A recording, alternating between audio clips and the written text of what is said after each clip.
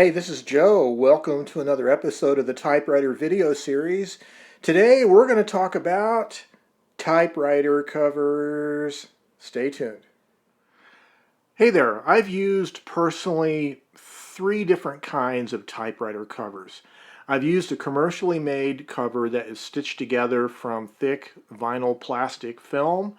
I've made typewriter covers from heat-sealed polyethylene film, and I've used like a medium-sized decorator cloth towel as a typewriter cover. And I'm going to talk about all three kinds, plus some more ideas for typewriter covers. Basically, typewriters are either stored in their cases or left out. That's really your option. If you leave a typewriter out, dust can become an issue. And so, therefore, you generally need some kind of a cover. Now, typewriters also can be left out either for purposes of practical use, like they're on your desk and you want to use them, or you want to display the typewriter. You want the mechanics of it and the aesthetic appearance of it to be visible to others. So that implies some kind of a clear cover might be needed. Now, for clear typewriter covers, your options are either to buy a commercially made cover or to make one yourself. Now, for commercially made flexible plastic film covers, there's one brand that I know of for sure. There may be others. But the guy that makes and sells these, he only sells two kinds. He sells a small kind for small portables, and then he sells a large kind for large upright typewriters. And the thing is, he doesn't make them for medium-sized typewriters, which is what a lot of mine are. So this is an example here of a typewriter that's made for a small portable typewriter. The cover is made for a small portable typewriter, but it's being used on a more medium-sized machine. And you can see, although it does protect the typewriter from dust, basically, it doesn't really fit all that well. You know, like, for instance, the carriage return lever kind of keeps it pushed up, and it doesn't really fit all that well. So one of the advantages of making your own typewriter cover is you can make it fit more precisely your machine. So there's two general kinds of plastic film that you might find easily available for making your own typewriter cover. One is the thick vinyl plastic like that guy's commercially made one is, and the other is those semi-transparent polyethylene plastic films that are found easily in hardware stores. The thick vinyl plastic, the only effective way to attach the panels together and make it is to sew it yourself. And you're going to need an electric sewing machine. So if you don't have a sewing machine and if you aren't adept at sewing, that might not be an option for you unless you find a person, a friend, family member, or a local sewing place that'll make one for you. But for making polyethylene plastic covers, I've had experience in heat sealing, heat welding polyethylene film together. I started doing this years ago for making hot air balloons out of plastic, and so I'm going to show you today how to make your own plastic typewriter cover out of polyethylene plastic film, but we'll also talk about other kinds of covers too. So before we start getting into the whole business of making your own cover, I wanted to show you an alternative to making your own typewriter cover out of plastic, and that is the use of a decorator type of towel, medium-sized towel to cover your typewriter with. Let's take a look at it now. So I bought this towel a few years ago because I really like the design of it, the colors, the pastel blues and turquoise and the tans.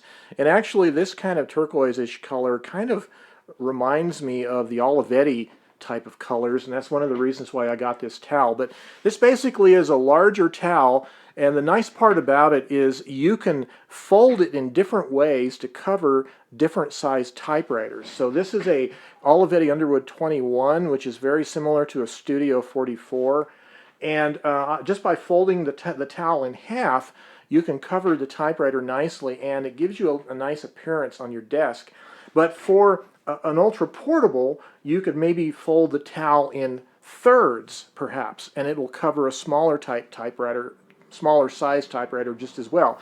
So the nice thing about the towel thing is it's a universal cover. It'll work for a lot of different models in your collection. So for making your own typewriter cover, the first thing you want to do is you're going to make a pattern. And I usually like to use thin cardboard. I make a template that is for all the pieces that are going to make up the typewriter cover, and I include in this pattern enough extra width for the seams themselves. So using this pattern, then you can apply it to whatever plastic film you're using, and you'll be able to accurately cut it out. You can also use the same kind of a pattern if you're making a typewriter cover out of cloth or something that needs, like thick vinyl plastic, that needs to be stitched together with a sewing machine. So let's start by measuring the typewriter and figure out our pattern. So for making the pattern for your typewriter cover, you want to first measure the three major dimensions of your cover. And I start with figuring out what kind of a rectangular box type of cover that would fit over it. And then you can opt to change the design by, for instance, having a bevel. So instead of having a straight box rectangular cover, you could right here, you could bevel it down to a short edge right here, and you'd have to make the side pieces more trapezoidal kind of shape, but that would enable you to get you a better fitted typewriter cover for this specific model. Now you might want to make a specific cover for every particular shaped typewriter, or you might want to make three different covers, like an ultra portable size, a medium size, and a large size that are more kind of universally shaped, and you can use them for all the different models in your collection that you might want to rotate through on display or on your desk. So to make a pattern for a cover for my Olivetti Underwood 21, what I've done is I first started out by measuring the depth of the typewriter from maybe about a ½ inch behind it to all the way out in front of it, another ½ inch. That gives me room to put the cover on. And I measured about 16 inches. Next is going to be the height of the typewriter. So with it sitting on the table, I measure from the surface of the table, which is the bottom of the feet, all the way to just above the highest point on the typewriter, which is going to be the right-hand carriage release lever, and I got about 6 inches on that measurement. And then on the front of the typewriter, where it comes down on this lip here, I'm going to use about 2 inches. So what that means now is I'm going to have two side pieces that are shaped like this, and I know all the dimensions of them, and I know that the other thing is from the back of the cover, I want it to start rounding down right where this bend is, and that I've measured to be about 10 inches. So I have all of those dimensions, but what I don't know is the length of this piece. And in order to figure it out, I simply use Pythagorean theorem. I know that this part is 6 inches because this total thing is 16, this is 10, so this is 6. I know this part right here is 6 minus 2, which is 4. So I have a triangle with 4 and 6, and using Pythagorean theorem, I calculated it to be about 7.2 something inches. I rounded it up to 7 1/4, so that's 7 1/4 inches.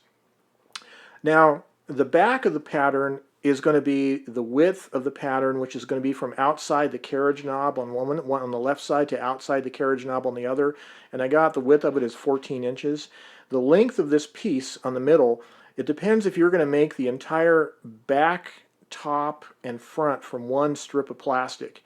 If you're going to do that, again, the height of the typewriter is 6 inches, and then you have this total length, which is 10 inches plus 7 1/4 plus the 2 inches on front where it bends down. So you got 6, 10, 7 1/4, and 2, and that would actually end up being 25 1/4 inches if you did all the way from the back one strip of plastic. So 25 1/4 inches is going to be the total length of that main center panel of plastic, and then we're going to need two side pieces. Now where the plastic joins along the side, I'm going to need an extra like a 1/4 inch on the main part and an extra 1/4 inch all the way around on this part of the pattern on both pieces, maybe even a 1/2 inch. Extra is okay because you can always cut back the excess. And the same is true if you're making it out of cloth or thick vinyl to be stitched together on a sewing machine. You want to give yourself extra room for that seam or that hem. Now when you're doing a pattern, and it's going to be a one-time typewriter cover, and you don't really need the pattern to be all that permanent.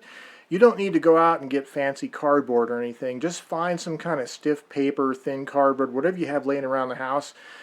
Now myself, I'm a little short on hobby and craft materials right now, but I did find this Christmas gift bag that it was okay with the boss of the house to use for a pattern. So I'm going to pull off these little string handles, and I'm going to split one side of this bag out, turn it over because the inside is just cardboard or thick paper, and I'm going to make our pattern out of that. Okay, I finished splitting out one side of that shopping or that gift bag, and I have this big piece of real thin cardboard, thick paper, whatever. It should work pretty good as a pattern. So I'm going to lay out our pattern that we measured. I'm going to use a long straight edge and some measurements to do that, and we'll see how it looks. So I'm laying out the big main rectangular piece, and I've drawn the length of it from here to here, 25 1/4. I'm going to draw another one over here, and then it's going to be 14 inches wide plus a 1/2 inch on either side for a seam, so it's really 15 inches wide. Before I actually draw the other line and this line, I want to make sure that it's actually square. And so what I'm doing is I'm using this metal yardstick, and I'm measuring the diagonal in millimeters from here to here where I think it's going to be, and then I'm going to measure again the diagonal from this corner to this corner, and I want to make sure they're both the same size before I actually draw the lines. And I've checked it, and that point right down there is at the right point because those two diagonals are within a millimeter of each other, which means it's square. So I'm going to go ahead and finish drawing those lines. So here's my pattern that I've made, cut out, and I have the 1/2 inch wide lines on either side, and I've also marked little arrows where I'm going to be having the other side pieces make their corner joints, their angles, their bends. So I just mark that so I can make little marks on the plastic film so I know where the joints are.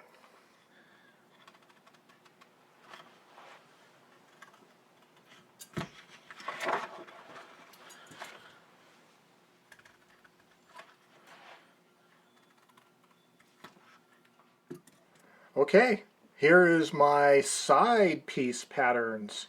And I have the seams for all four. Actually, I don't really need them on the long edge. That's the bottom. But I'll probably do it anyways if I want to put a hem on the bottom part to make it a little bit more reinforced. But there's the side pieces with all the corner parts. Well, so as far as plastic film goes, what I have around my workshop is 1 mil thick polyethylene. It's a little thin. Ideally, it would be nice to have the 4 mil kind, that's construction grade thickness polyethylene, but we're going to go ahead and use the 1 mil just to illustrate how to do this. So what I have is I have a narrow piece of plastic laid out. It was already cut out of that roll from a previous project, and it's wide enough to cover the side pieces. So I have my side piece template down underneath the plastic, and I have all four corners weighted down with just miscellaneous objects. And what I'm going to do now is I'm going to use a fine tip Sharpie marker, and that's going to be able to mark my line. So what I'm actually going to do is I'm just going to make dots on all these corner parts, and then I can draw lines afterwards. Okay, so here is my first side piece that's been marked out. The lines are where my heat seal seam is going to go, and then I just have the dots marked for the corners for the overlap where I'm going to cut it. So I'm going to cut this out later on, and we'll have two side pieces to heat seal together. So for heat sealing the plastic film together, you're going to want to use a soldering iron with some kind of a flat or chisel or beveled tip. You don't need very much wattage, especially for this thin 1 mil plastic we're using. If you get a stained glass soldering iron, that's way too much wattage. You don't want one of those. The tip shape is okay, but it's way too big of an iron. I've been using this Wahl, W-A-H-L brand, electronic grade soldering iron for years for this purpose. It has kind of a beveled little tip that's kind of oval shaped on the tip. It only puts out, I don't know, 30 or 35 watts. It's really perfect for this application because this beveled tip, you can just run it at an angle along the plastic. So the idea of heat sealing this plastic film is I want to put the plastic film on a smooth, hard surface. Since I'm not using much wattage, I'm going to use this cardboard template for the main piece. So I have the main piece laid out, and on top of it I have one of the side pieces. Now I've marked on the main piece, this is the side, one of the side edges, I've marked the 6-inch point and then the 10-inch point, and then there's the 2-inch point up here. So this is the 6-inch point of the side piece, which is the back part of the side piece, and what you kind of have to envision, and actually I think I need to flip it around. Let's see here. So what you need to envision is that this corner of the big piece is going to be the bottom back corner of the template, which is going to be, here's this trapezoidal shape is the top, so this is going to be the bottom. So this corner has to be lined up with this 6-inch mark right here. And you notice I have extra plastic for the side piece. It's okay. I don't need to worry about it. I'll just cut it off afterward. But what I'm going to do is I'm going to overlap those two seams nice and precisely as I can. Then I'm going to put a piece of wax paper over that seam, and then I'm going to weight it down with a metal straight edge. And my metal straight edge is going to be situated, and I'm just doing this approximately to show you. I'm going to situate the metal straight edge so I can center the tip of my soldering iron along that seam. So when you're heat sealing this plastic, the thing to keep in mind is that the pressure that you apply to the soldering iron and the speed at which you move the soldering iron all has to do with how fast the plastic melts together. And so what you want is you want the pressure of your soldering iron to be very constant and consistent. You want the position of the tip to be very consistent, and you want the speed of the soldering iron to be very consistent.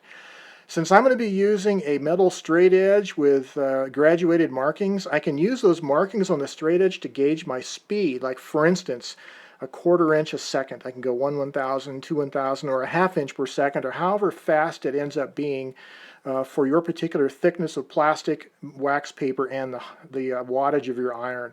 So consistency of pressure and speed is the secret to sealing this plastic. If you get it too hot, the plastic sort of over melts and it won't stick good. It'll fall apart. If you don't seal it enough, then it pulls apart. It won't stick. So you have to practice with some practice pieces ahead of time to get the idea of the pressure and the speed that you need. So here I have my straight edge weighted down on both ends. I have my sheet of wax paper on top.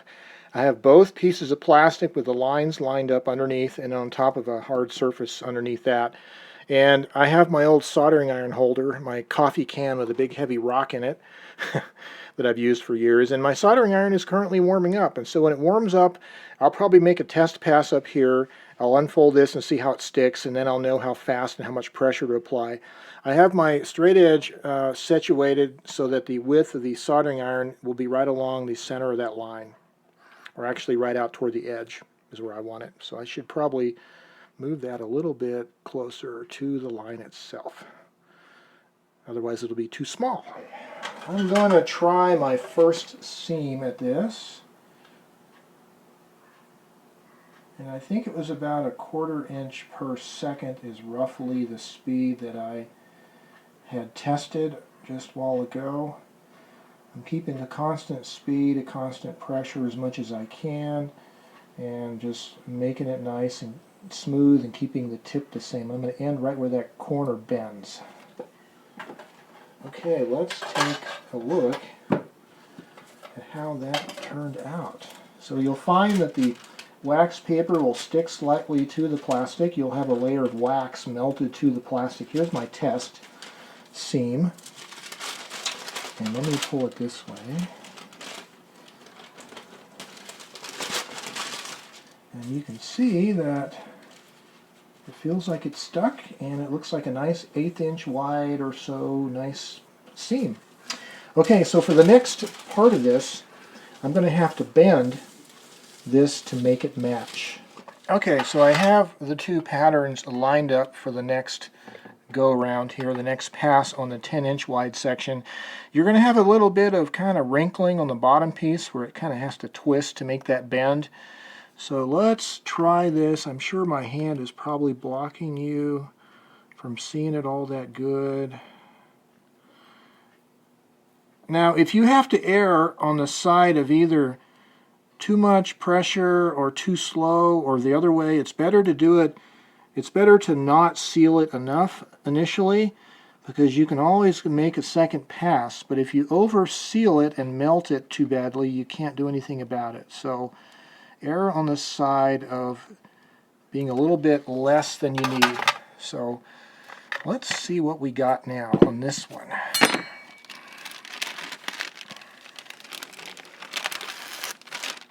And sometimes the wax paper will try to tear a little bit, but it feels to me like it's actually going to be pretty good here. Look at that, a nice tight seam, a nice 1/8 inch wide or so seam. I like it. So next we're going to have to do another bend like this and get it lined up for the last pass on this side. Okay, I just finished the 7 1/4 inch or 7 1/2, whatever it was, inch, the beveled part on the front. And I'm going to peel off the wax paper again. And it looks like a nice seam. You'll notice the wax paper, you make lines in it each time you go. You just line it up on a fresh piece. And so now we're going to do the end of this, which is the little 2-inch section. We'll have to bend it and get it lined up. Okay, I just finished the little short piece of the last seam on this one side, and so what I have here is these two parts. The side piece on this one side is nicely seamed together. So we're going to go do the other side the same way. Well, here's what we got. This is the cover minus trimming all of the loose parts off, the excess.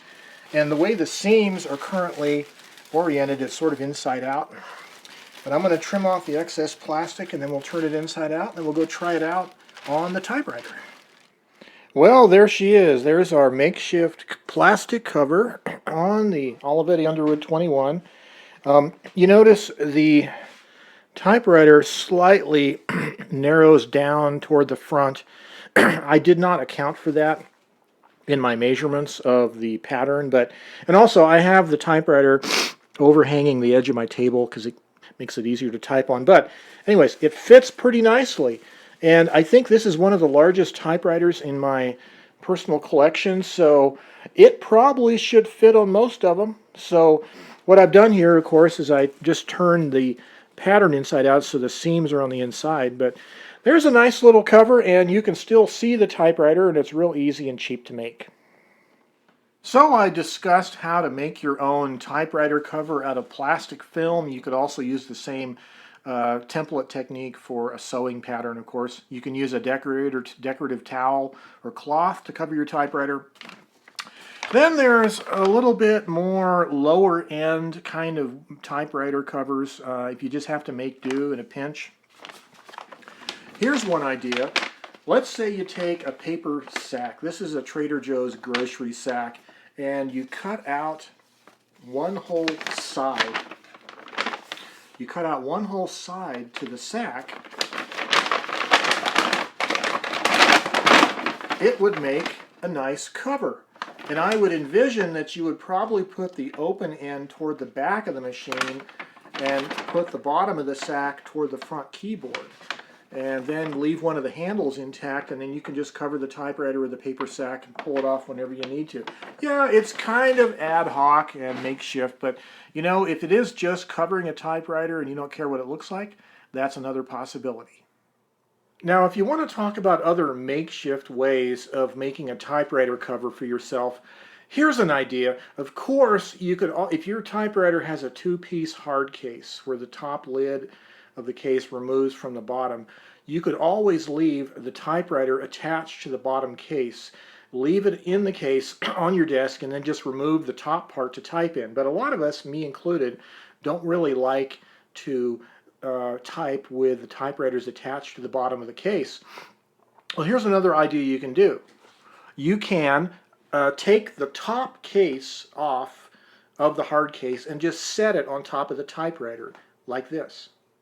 So this is the same Olivetti Underwood 21, and it's sitting on its typing pad on my desk, and all I've done is I've taken the hard case and I've simply gently set it on top of the typewriter. So now if you want to type, you just remove the hard case, and there you are, ready to type.